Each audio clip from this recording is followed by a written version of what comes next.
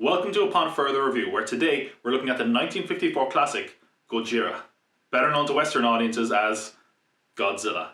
And don't worry, anytime I say Gojira from now on, it's going to be me deferring to Ken Watanabe. Gojira. Solid job, Ken. Just real strong stuff.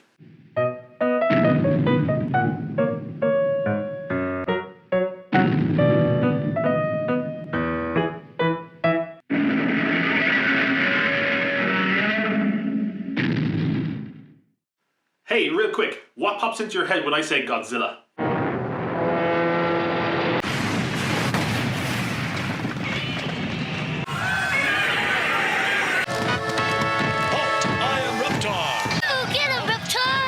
Okay, admittedly that last one was Reptar. Today we're going to talk though about why this film deserves better than its reputation of just another monster movie. So throw on your best rubber monster suit and get ready to bow down to the king of the monsters with Godzilla.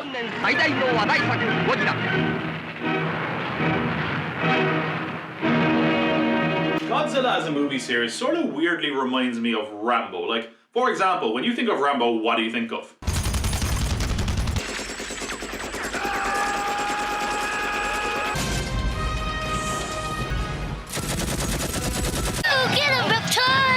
But anyway, for example, that's what you think of when you think of John Rambo. And yet, when you sit down and watch the first Rambo film, First Blood, you don't get that. Instead, you get sort of a treatment of PTSD in the wake of the Vietnam War and the treatment of veterans.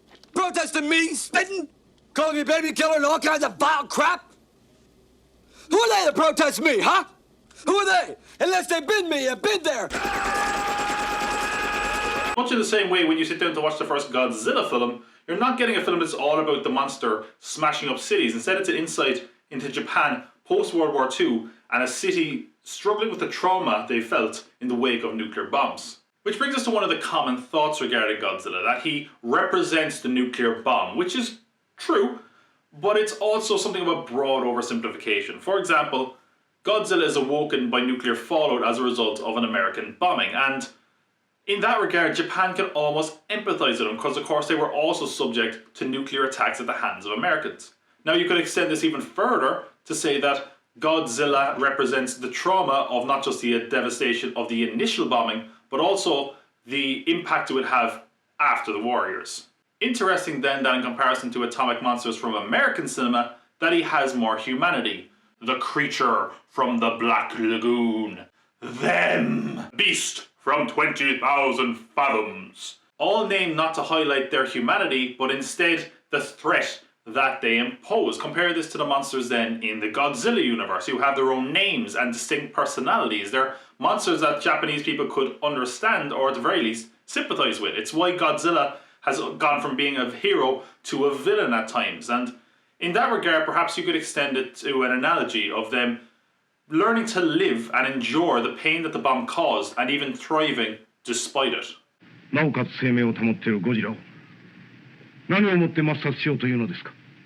We have here a film about the bomb from those who were the victims of it. Director Ishihiro Honda even says he took the characteristics of an atomic bomb and applied them to Godzilla, and says that he filmed the rampage scenes to be reminiscent of Hiroshima and Nagasaki. And in that regard, Godzilla serves as an incredibly unique and insightful film. It serves as the first major film from a post-World War II, post-occupation Japan about nuclear weapons. That being said, it wasn't the first Japanese film to deal with the bomb. There had been others, but a lot of them sort of languished in obscurity. For example, we had Children of Hiroshima, which, while lauded in some parts of the world, within Japan itself, it was seen as sort of sanitized regarding the viewpoint of the bomb itself and not critical enough of America. This in turn led to the 1953 docudrama Hiroshima, which, while quite insightful to what was going on in Japan, was also very critical of Americans, and because of that, it never really got a wide release and was basically forgotten about until recent years. It's worth pointing out that the only reason those films exist at all is because the Japanese Teachers Union commissioned them out of a sense of guilt for encouraging the youth to go and die for their country. And you thought your teachers were bad. In Godzilla, we have a film that manages to express some of the feelings of the people of Japan in a much more palatable package, that of a radioactive monster, which speaks about its success as an analogy of post-war Japan, but also possibly explains why the message could be lost on someone who is viewing the film purely on a surface level. Comparatively, American cinema embraces the bomb and is awash in a sea of atomic monster movies. There's a lot of these sci-fi films throughout the 50s, from Them featuring giant ants and Tarantula featuring a giant... I guess that's kind of obvious. Both these films feature an ending in which American military might and weaponry overpowers the threat with relative ease, although Them ends with a rather philosophical musing. Nobody knows, Robert. When man entered the atomic age, he opened a door into a new world. What we'll eventually find in that new world, nobody can predict. Yeah, it still does just come down to that you got enough weaponry to beat the bad guys. Pew, pew. Although if we were looking for a more apt comparison to an American Godzilla, it's not the Roland Emmerich one. Don't worry. That's a lot of fish. The most direct comparison to an American Godzilla will be 1953's The Beast from 20,000 Fathoms, which features a dinosaur awoken from a hibernative state via a nuclear bomb and goes on to wreak havoc on New York City. I smell a lawsuit! Looks like Gojira, but due to international copyright laws, it's not. This all should sound very familiar if you know Godzilla or even King Kong. And we should probably talk about the eighth wonder of the world now, because the theatrical re-release of King Kong in 1952 is what inspired both Beast from 20,000 Fathoms and Godzilla. But Godzilla in general owes a lot to Beast from 20,000 Fathoms. Namely, at multiple points before this, they were apparently looking at both an ape or an octopus for Godzilla, but upon seeing the dinosaur in 20,000 Fathoms, that's what they settled on. And when first conceived, the title of the film was apparently going to be Giant Monster from 20,000 Leagues Under the Sea. But if there's one area in which they definitely are different, it's the execution of their ending. With Beast from 20,000 Fathoms, the atomic monster is destroyed with a radioactive isotope, something of a similar ilk. In essence, the monster is destroyed by something that helped create it. Hey, nuclear weapons might be dangerous, but we're getting so darn good with it that any inevitable threats that arise, we can definitely overcome them with better nuclear weapons. Which really feeds into that sort of Cold War mentality that's coming up around that time, you know? Hey, nuclear weapons might be dangerous, but more nuclear weapons will make us safe. Right? It's basically the Homer Simpson defense, but replace beer with nuclear arms. The cause of and solution to all of life's problems. Compare this to Gojira. the weapon that does kill him is seen as sort of a final solution. A weapon so devastating that its creator has no choice morally but to take the secret of it to the grave with him, as it will inevitably otherwise lead to more destruction. The simple message being that if we continue down this road, we are going to have unparalleled destruction. Ironic then that the more recent American versions of Godzilla have shown him basically just absorbing the energy of a bomb and using that to power up. Saraba. Tomoyo.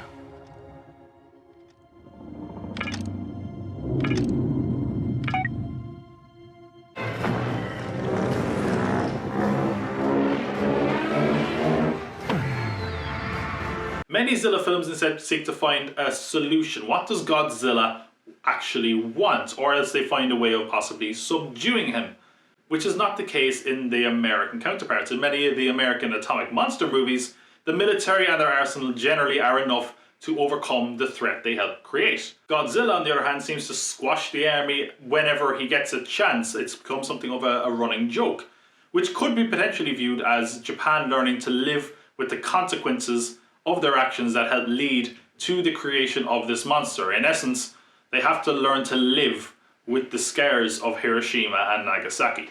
As mentioned, throughout the 50s, there weren't many films that were actually critical of the bomb. There was sort of a sense of shame attached to it. And as we see even in Godzilla, possibly even a responsibility in their role in the creation and destruction that the bomb caused, possibly left over from American occupation. But in the decades since the bombing, victims were even seen as outcast for fear that they were contagious, and Japan wouldn't really confront the trauma or devastation and emotions attached with the bomb until years later. This would come after some significant events in Japanese history, the first of which was the end of American occupation at the end of April 1952.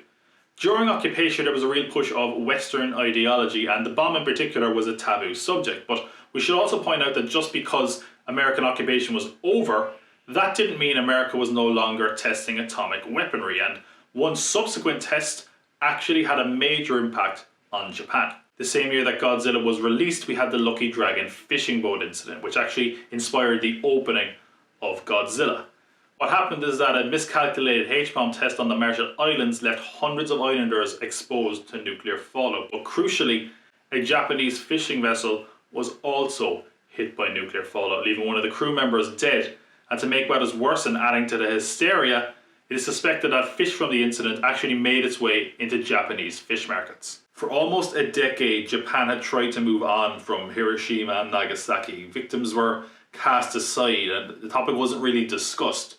And yet, despite their new independence, they found that they still lived in the shadow of the bomb. ゴジラこそ我々日本人の上に今の覆いかぶさっている水爆そのものではありませんか。 And this led to more prominent conversations about nuclear arms than they'd ever had before. It led to a rise in anti-nuclear movements within Japan. And it bears mention that this happened in March of 1954. And that November, Godzilla will be released nationwide across Japan. However, the film doesn't just explore the feelings of those who suffered from the bomb, but also those who created it. One of our main characters is Dr. Serizawa, who creates an oxygen-destroying weapon, and is so remorseful for doing so, he ends his own life so it can never be replicated, as well as seemingly killing the monster who forced it to be necessary. So it's fair to say there's a lot going on in 1954's Gojira. It reflects Japan's post-World War II history, from the bomb to the trauma it caused, and even the mixture of American culture and Japanese culture during the occupation, from King Kong to the Beast on 20,000 Fathoms, which, upon further review, it is more than your traditional monster movie. So the question then is, why did it gain that reputation from the outside looking in? Well, it comes down to a few key factors. First and most obvious of which is the delivery system. I mean, delivering an analogy about nuclear weapons and the trauma a country experiences after being bombed by them under the guise of a giant monster movie is great. But don't be surprised when most people just take in the fact that Tokyo got smashed by a radioactive monster. It's great that you watched The Dark Knight and took away an allegory about 9/11 and Bush America. But at the end of the day, don't be shocked when most people are just going to be like, hey, it's Batman! Animal Farm is my favourite book about animals. Social commentary and satire in cinema is effective, but large portions of the audience are also going to overlook it. Right now, there's probably plenty of people rolling their eyes at the fact that I'm analysing a movie that has a man in a rubber suit smash tiny model houses and holding it up like it's some grandiose political statement. And that's fine. We need to realise that there's layers of film criticism and film consumption. And sometimes that means people might bring outside politics or ideas and apply it into a film to come away with a message that was intended or not. For example, do you remember when Fight Club inspired plenty of real-life fight clubs? Did that movie really seem like it was trying to push an idea of old-fashioned masculinity and good old-fashioned punch-ups? So politics in a film, if subtle, can be overlooked, or if nothing else, at least not worthy of an in-depth analysis, and that would certainly be the case of a giant monster movie. But even if you weren't paying attention, Godzilla sums up its message pretty succinctly at the end of the film. 続けて行われるとしたら、ゴジラの同類がまた Then again, the summing up of a film's message or morals can largely be brushed off by the viewer because the story has already been resolved. For example, every episode of He-Man seemingly ended with a lesson. I hope you enjoyed today's adventure. You know, television is not the only way to be entertained by an exciting story. There is another way. It's called reading. But do you hear people talking about the lessons, or do you mostly hear about the fact that He-Man swung a giant sword and rode around on a tiger? I've never seen He-Man. The theme about nuclear weapons being dangerous is prevalent throughout the whole Godzilla series, and it's basically been distilled at this point to bombs destroy, so does Godzilla. Got it? Not helping this case is the fact that the anti-nuclear arms message is perhaps a little tired and outdated at this point. In the case of Godzilla, though, we have a pretty unique scenario in that most people who saw the original film didn't see the original film. In other words, they didn't see the Japanese Gojira. They instead saw Godzilla King of the Monsters, released in 1956. Toho sold the film to an American producer to make an American version of Godzilla, something that the director Ishihiro Honda wasn't even aware of until the American version was subsequently released in Japan in 1957. So the Japanese film was sold to America, and then the American version ended up in Japan. Got it? The contract to sell Godzilla to America allowed for the film to be narrated, dubbed in English, and completed in accordance with revisions, additions, and deletions. And with all that in mind, it's no surprise that the 1956 cut of the film, Godzilla, King of the Monsters, is significantly different. And it also served as an entry point and an introduction to nearly all audiences outside of Japan. To make matters worse, the original cut of the film from Japan was not widely available overseas until 2004, to coincide with the 50th anniversary of the original Gojira. The American cut of the film is significantly different. First of all, the film is about 16 minutes shorter. And we should also take into account, out of that reduced running time, roughly 20 minutes is new footage with American actor Raymond Burr. Meaning that of the original 96 minutes from the Japanese cut, only about an hour appears in the American version. The film was also marketed quite differently. There was a lot of emphasis on watching the destruction and the rampage and the thrill of seeing the monster, Godzilla, on the big screen. And as a result of that, any nuance the original did have is virtually non-existent in the American cut. As such, many of the nuclear elements in the film are toned down. Godzilla is still implied to be linked with the bomb, but the scientist character of Dr. Serizawa, the introspective inventor of such a deadly weapon, is incredibly reduced in the film, which is a shame because that's a role and a character that's probably more relevant to American audiences than Japanese ones. Mentions of Hiroshima and Nagasaki are also dubbed over or frequently cut, but if there's one example of how the films differ tonally, and one of the more egregious changes is that they changed the ending line that we mentioned. It's no longer a somber warning of the continued use of nuclear weapons. Instead, it's a celebratory statement of, now the world can wake up and live again. The menace was gone. So was a great man. But the whole world could wake up and live again. It brings it more in line with other atomic sci-fi films of the time, and the idea that more advanced weapons can overcome any threats that current weapons can create. Producer Richard Kay insists that doing this wasn't some political move, it was instead done to make the film an easier sell to American audiences, and that certainly makes sense. I mean, the film is definitely more agreeable to American sensibilities after it has been cut, and the film was a big success, especially for a Japanese dubbed film, and even more so for a film that was put out independently. But it also now just became another creature feature, another atomic monster movie, got lost in the dozens that America were making. And because of that, Western audiences probably saw the film as far less significant than Japanese audiences. And it became very easy to write the film off as just another one of those movies, and even more so to write it off as insignificant, cheap, or dumb. While you could certainly use those words to describe some of the other films we mentioned, Godzilla, at least in its 1954 cut, deserves a bit more credit. It is more than a monster movie. And crucially, most people didn't see that cut. They saw the American version, and that's not to dismiss the American version either. The American version has its own merits and is an achievement in other regards. But it certainly lacks the depth and thematic resonance of 1954's Gojira. I'm going to run out of clips of him saying that. Considering the 54 cut of the film wasn't in the public consciousness for so long, it's no surprise that the film wasn't really appreciated for its depth and insight into Japan post-World War II and for its reflections on Hiroshima and Nagasaki. With all that in mind, it's easy to see why audiences and the general cultural narrative could dismiss Godzilla as just another monster movie, but it certainly deserves more than that reputation.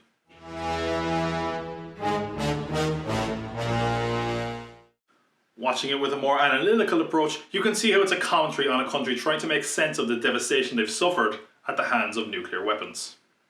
Or you can just watch the monster smash the city, dude. It's up to you.